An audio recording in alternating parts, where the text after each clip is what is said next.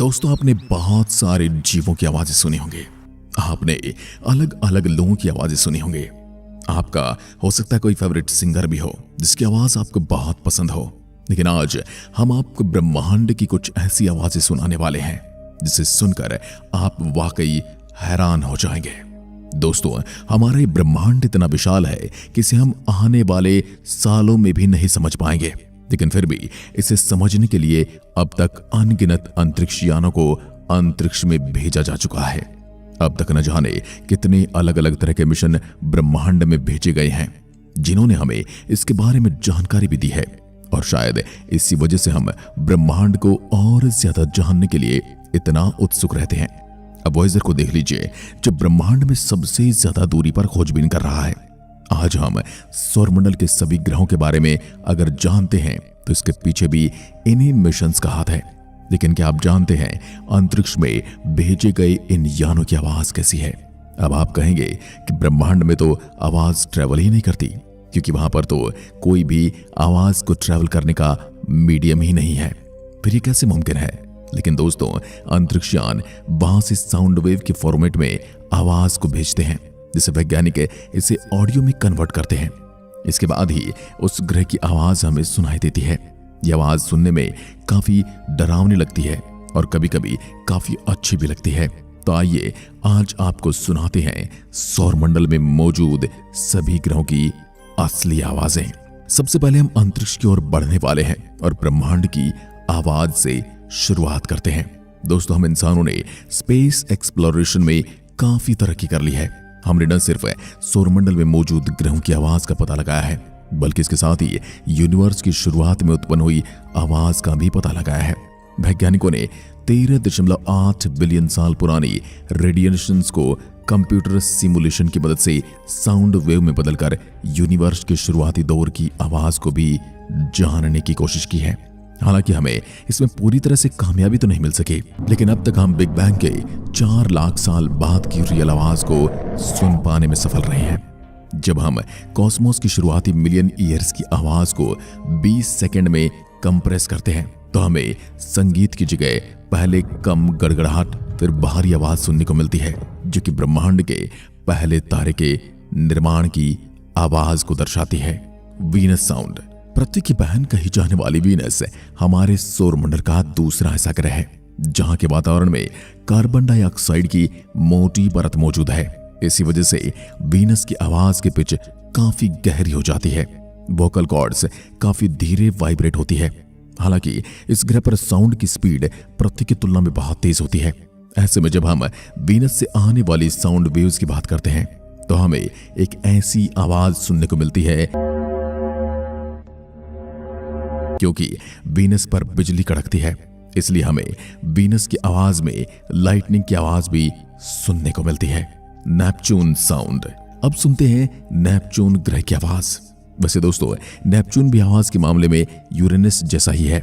Voice द्वारा capture की गई इस ग्रह के इलेक्ट्रोमैग्नेटिक वाइब्रेशन से हमें समंदर पर आने वाली लहरों की आवाज सुनाई पड़ती है। और ये जो आप सुन रहे हैं ये नेपच्यून की आवाज है। साउंड ऑफ जुपिटर यानी बृहस्पति ग्रह की आवाज कैसी है? हमारे सौरमंडल का सबसे बड़ा ग्रह जुपिटर सबसे बड़ा गैस जाइंट है। जुपिटर पर भेजा गया नासा का जूनो मिशन अब शक्तिशाली मैग्नेटिक फील्ड को पार कर ग्रह पर पहुंचा तो वहां रिकॉर्ड की गई रेडियो सिग्नल को साउंड वेव में कन्वर्ट करने पर हमें लाइटनिंग और गड़गड़ाहट की आवाज सुनाई देती है। जुपिटर के मैग्नेटोस्फीयर में घुसने पर सबसे पहले जूनो ने बाव शॉक यानी झटके को महसूस किया, जिसके बाद उसे भारी टर्बुलेंस से गुजरना पड़ा। जुपिटर पर जूनो ने सूरज से आने वाली उन चार्ज पार्टिकल्स के प्लाज्मा वेव के सिग्नल को पकड़कर हमें भेजा। इन सभी सिग्नल्स को जब हम साउंड में बदलते हैं तो शक्तिशाली मैग्नेटिक फील्ड के चलते अजीब, डरावनी और गरजने वाली आवाजें सुनने को मिलती हैं। जुपिटर का साउंड आप सुन सकते हैं। आकार में बड़ा होने की वजह से जुपिटर से मिलने वाले साउंड में काफी नॉइज पाया जाता है। साथ ही जुपिटर इंटेंस रेडियो स्टॉर्म्स को बनाता है जो प्लेनेट और उसके नेचुरल सैटेलाइट्स के बीच बनता है। अब बात करते हैं मंगल ग्रह की आवाज की। आप लोगों ने हॉलीवुड फिल्म मार्शियन तो जरूर देखी होगी। जिससे मंगल ग्रह के वातावरण और उस पर चलने वाले तूफान के बारे में बहुत कुछ बताया गया है। लेकिन सौरमंडल का ये चौथा ग्रह हमारी कल्पना से थोड़ा सा शांत है। असल में मंगल ग्रह का वातावरण बहुत पतला है। इसकी वजह से वहां शक्तिशाली तूफान का बनना थोड़ा मुश्किल है और इसे पतले वातावरण के चलते साउंड वेव्स भी एक सीमित सीमा तक ही यात्रा कर सकती है। नासा के इनसाइट लैंडर द्वारा रिकॉर्ड की गई मार्स की साउंड वेव्स हमें इसकी आवाज से साक्षात्कार कराती हैं। सिस्मोमीटर से रिकॉर्ड की गई इस वेव्स को मार्स की हवा और वहां की सेस्मिक वाइब्रेशन की मदद से रिकॉर्ड किया गया है। सुनने में मार्स की आवाज काफी टोन्ड और मैग्नीट्यूड वाली है, जिसमें गड़गड़ाहट साफ तौर पर सुनाई देती है। अपनी क्रेटर्ड सतह के साथ ये काफी कुछ चांद से मेल खाता है। इसमें भूकंपीय तरंगे 1 या 2 मिनट के लिए बजती हैं, जबकि पृथ्वी पर भूकंप सेकंड में आ और जा सकते हैं। सिस्मोमीटर से रिकॉर्ड की गई ये वेव्स मार्स के वातावरण से जुड़े कई राज खोलती हैं। अब बात करते हैं शनि ग्रह की आवाज की। सैटर्न, जो कि सौरमंडल का दूसरा सबसे बड़ा गैस जॉइंट है, ये इंटेंस रेडियो एमिशंस का बहुत बड़ा सोर्स है। कैसिनी स्पेसक्राफ्ट द्वारा इस ग्रह पर भारी मात्रा में रेडियो एमिशंस को रिकॉर्ड किया गया था। ये रेडियो वेव्स ग्रह के पास मौजूद अरोराज से बनती हैं। सैटर्न पर बनने वाले अरोराज पृथ्वी पर बनने वाले अरोराज से मेल खाते हैं। इन रेडियो एमिशंस को साउंड वेव्स में बदलने पर हमें सैटर्न की जो आवाज मिलती है वो काफी हैरान करने वाली होती है, जिसे आप सुन सकते हैं। सैटर्न की आवाज शुरुआत में तो काफी बांसुरी की कोमल गुनगुनाहट जैसी लगती है। धीरे धीरे आवाज में बदलाव आता है और फिर हमें साउंड के फटने और रूखी हवाओं के तेज होने की आवाज सुनाई देती है। आवाज में लाउडनेस कुछ ही समय के लिए रहती है, फिर ये धुन एक कोमल गुनगुनाहट में बदल जाती है। कैसिनी द्वारा रिकॉर्ड किए गए साउंड दरअसल हमें सैटर्न यानी शनि ग्रह और उसके आइसी मून एनसेलेडस के बीच होने वाली प्लाज्मा मूवमेंट की वजह से सुनने को मिलता है। पृथ्वी की आवाज। अब बात करते हैं हमारे अपने घर, अपनी पृथ्वी की आवाज की। कई अरब सालों से पृथ्वी ने चुपचाप स्पेस में यात्रा की है। बिना किसी आवाज के हमारी पृथ्वी सूरज के चारों ओर घूमती जा रही है, लेकिन इसके घूमने की हमें कोई आवाज सुनाई नहीं देती। जबकि विज्ञान की नजर से देखा जाए तो अन्य सभी ग्रहों की तरह पृथ्वी भी आवाज करती है। जब ये सूरज का चक्कर लगाती है, हम पृथ्वी की आवाज पर अगर ध्यान देते हैं, सुनने में हमें हम जैसी लगती है, यानी ओम हम, जिसमें कई तरह के नोट सुनने को मिलते हैं।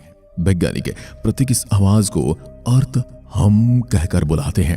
फिलहाल ये अभी तक एक रहस्य बना हुआ है कि आवाज कहां से पैदा होती है, क्योंकि आवाज काफी स्थिर है। जब धरती पर किसी भी तरह की कंपन होती है तो ये धीमी सी आवाज के द्वारा चलती है, जो कि आमतौर पर हम इंसानों की सुनने की क्षमता से भी परे है। कुछ वैज्ञानिक मानते हैं कि पृथ्वी की आवाज इसके समुद्र या फिर हलचल वाले वातावरण की वजह से हो सकती है। लेकिन दोस्तों, इस मामले में हमारा चांद भी पीछे नहीं है, क्योंकि स्पेस का हिस्सा होने के कारण पृथ्वी के इस नेचुरल सैटेलाइट के पास भी कोई वातावरण तो नहीं है। ऐसे में चांद की अपनी कोई आवाज नहीं है, लेकिन सौरमंडल में मौजूद हर ग्रह के पास अपनी एक आवाज है और यह आवाज सुनने में काफी रहस्यमय लगती है। इसे आप भी सुन सकते हैं। यूरेनस की आवाज।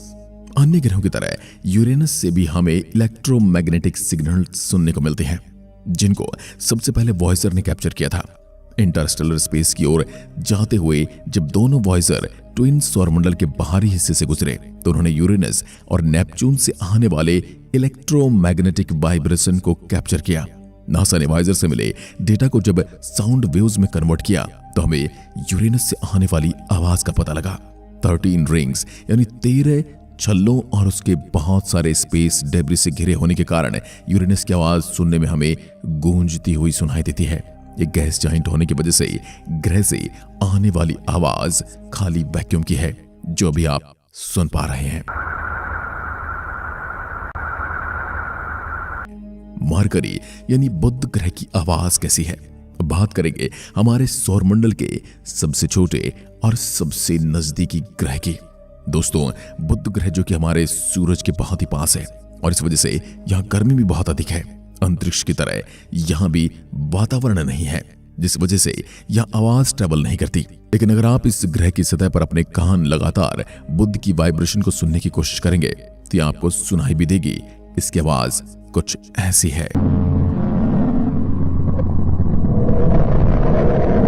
दोस्तों, ये थे हमारे सौरमंडल में उत्पन्न होने वाली वो रहस्यमय आवाजें जो कि ग्रह से ताल्लुकात रखती हैं। इन आवाज़ों से हमें ब्रह्मांड के फिजिकल प्रॉपर्टीज व उस पर काम करने वाले फिनोमेना की गहरी जानकारी मिलती है। स्पेस में वातावरण न होने की वजह से कई आवाजें ऐसी जो हमारी पहुंच से परे हैं, लेकिन इलेक्ट्रोमैग्नेटिक वाइब्रेशन इन रहस्यों से पर्दा उठाने में हमारी मदद करती है और एक कामगार कड़ी है, हमें अंतरिक्ष की रहस्यमयी आवाजों से रूबरू कराती है। कौन सी ग्रह की आवाज ने आपको सबसे ज्यादा रोमांचित किया? नाम कमेंट में लिखकर जरूर बताएं। मिलते हैं एक और ऐसी वीडियो के साथ, तब तक के लिए नमस्कार। जय हिंद, जय भारत।